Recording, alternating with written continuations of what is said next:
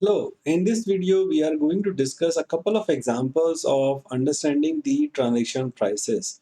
So the first transaction prices, the first consideration in transaction prices comes the variable cost, which is mostly used in construction contracts. So there can be a performance bonus or a penalty for, let's say, there is a company which has made a contract with the constructor or with the manufacturer of a machine or a building or anything else to provide them product within, let's say, 2 weeks.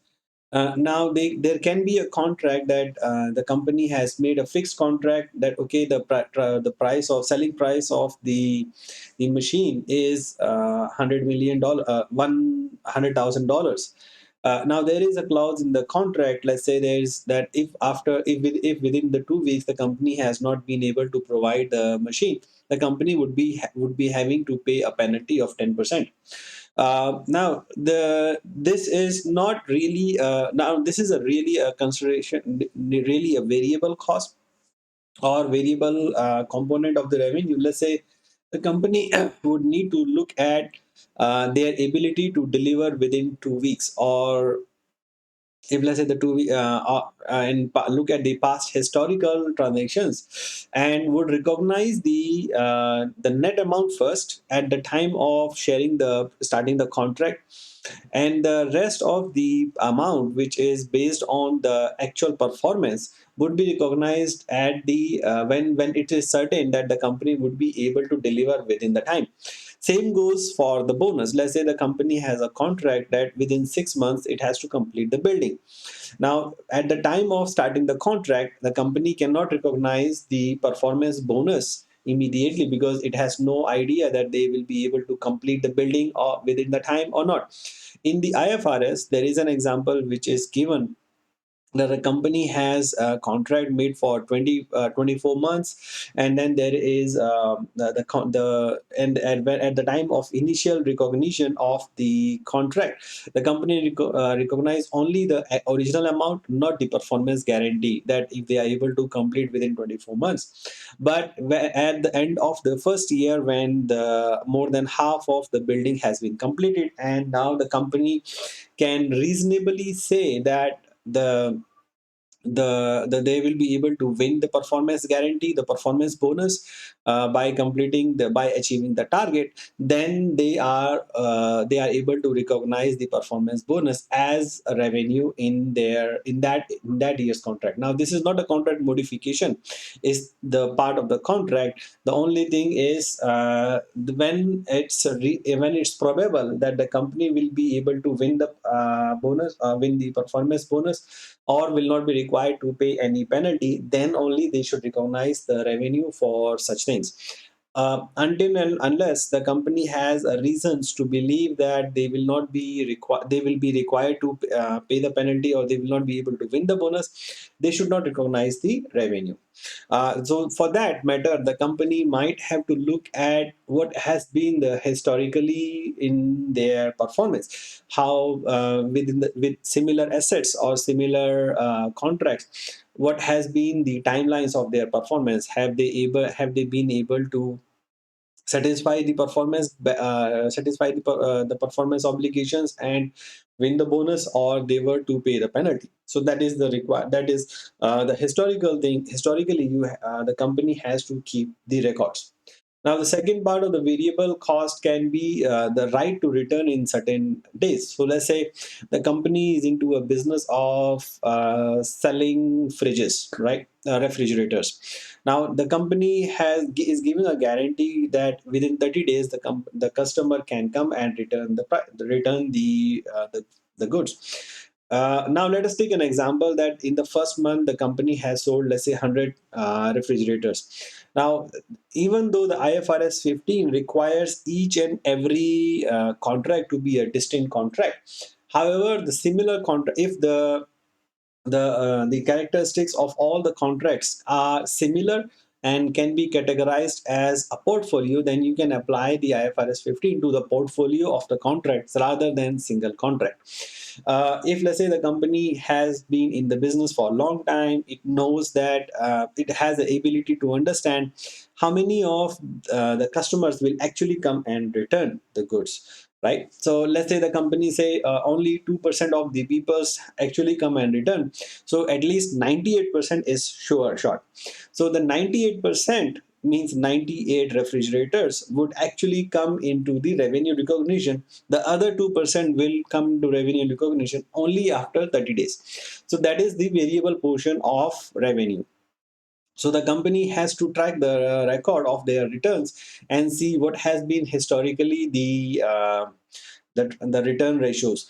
Now you have to be make sure that the product is the same or similar. If the product is completely different, let's say the company has been selling refrigerators, now they are selling another brand, or washing machines. The same is not the same product, is not the same portfolio, so you cannot compare that immediately. Let's say the company has started a new business, so it has no history, right, of the revenue. So the timing of recognition in this case would be after the warranty period or guarantee of return period has expired. Then only the revenue company will be able to 100% say yes, now there is will be no reversal. Because the concern in the IFRS 15 is to make sure that there is no reversal in the contract. So that is the point. So the timing of recognition will be only when the company can reasonably say that there will be no reversal of the revenue. So if the after the warranty period is finished, the customer has not come to return, that's the time where we should be recognizing the revenue if it's a new product. If it's a similar product, old product, you might have to see the history, what has been the average return periods. If it's 2%, then means 98% is fixed, another 2% is variable. If there is a new product, means 100% is variable until the time of the things. Now, there are sometimes price concessions. For example, there is a wholesale company who is selling their goods to the distributors, and the price is fixed. But in practical terms, normally the companies issue marketing plans and say, okay, we will give you another 10% discount if you to help you pass on the discount to your consumers or to the customers and clear the stock. In these cases, when you are going to recognize the revenue for transfer of the products to the distributors, you cannot recognize 100% revenue, and the price concessions will go as a cost later on. So that's not IFRS 15 requires. IFRS 15 requires you to estimate what would be the average discount or average concession that you would be giving to your distributors. So for that, you might have to look at the history of the past discounts or past concessions that you have been given. That would be the average consideration, and you would be recognizing the revenue only the fixed amount. The other amount, the other concession part, you would be recognizing only when the actual sale is made, so that we can ensure there is no significant reversal of revenue happening at the later date when the actual amount is realized. So the price concessions would depend on the history. So that is the example of price concession. Then the companies are also giving volume discounts. So let's say the company has the same company who is selling the refrigerator has selling to their agents or to the distributor, say, okay, if you the normal price is $100, but if you are able to buy, let's say, 1,000 pieces in next 6 months, we will give you an additional 2% discount. So means that it is at the point of selling at $100, it is not probable that the buyer would be able to achieve the volume discount or will not be able to achieve the volume discount. But there is a variable part of it. Means the if let's say the incentive is 2%, means the company has a right to earn 98% immediately. The other 2% would be able to earn only when it is probable that that the agent would be able to achieve the discount. So then you might the company might have to estimate and look at their past records to make sure that what has been the history of that particular buyer. Were they able to get were they able to get the incentive in the past or not? What has been their sales? So once we have achieved that particular portion, those kind of marketing schemes, then we recognize only the fixed portion first, and the variable portion we would recognize only when it is probable that they will not be able to get the incentive. So that's the variable cost. Now, the next component of the transaction price usually is the financing component. So, let's say there is a company who is selling, if there are the significant difference between the market price and also the financing. So, there are two types of there are two types of contract.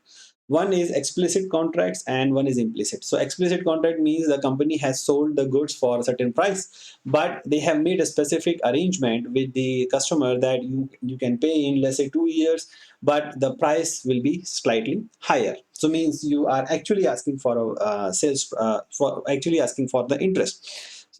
Then you definitely have to require explicit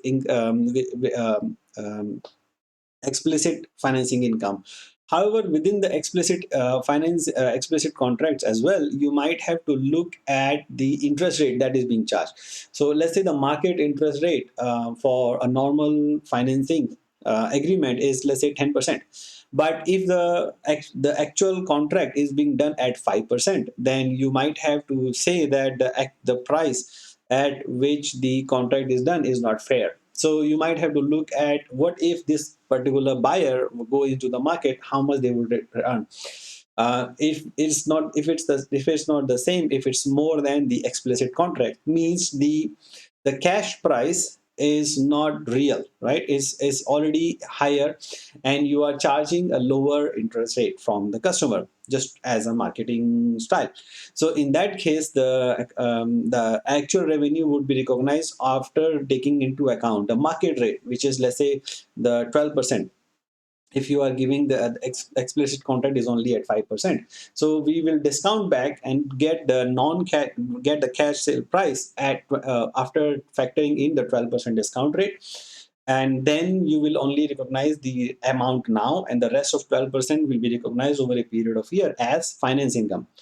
There are certain, usually the implicit contracts as well, where you are not specifically saying that there is no the financing charges, and the item is not also being sold on the cash basis. So there is no way to determine there is a financing or there is no financing. In that case, you might have to understand the customer's rating to determine the finance rate and apply those finance rate to the specific contract and get the actual cash sales price, and the rest is the financing price. So the company might have if let's say there are 10 different buyers, 10 different goods and services, so you might have to apply this rating to individual contracts. So this can be quite challenging.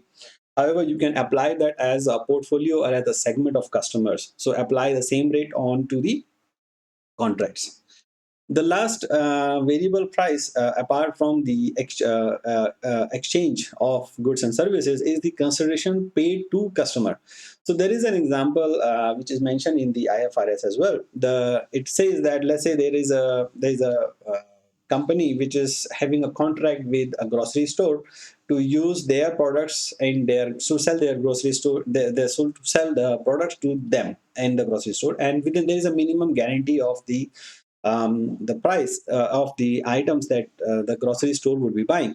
But if, let's say, the grocery store say that their shelves are not accommodated to their products, the company pay upfront price to adjust their shelves to be able to accommodate their products.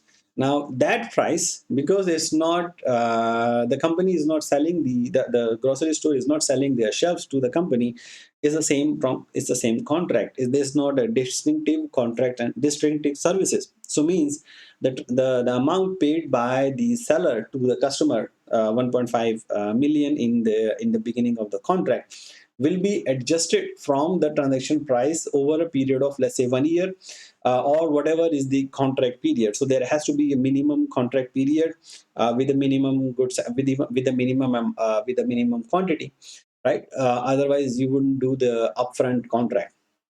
So the amount will be deducted from the individual goods, individual products, so that you can gain the actual transaction price of each product. So those are the examples of transaction prices. There are multiple other uh, there can be other multiple practical experiments of the complications in transaction prices. If you have anything, you can comment or you can ask. Thank you very much.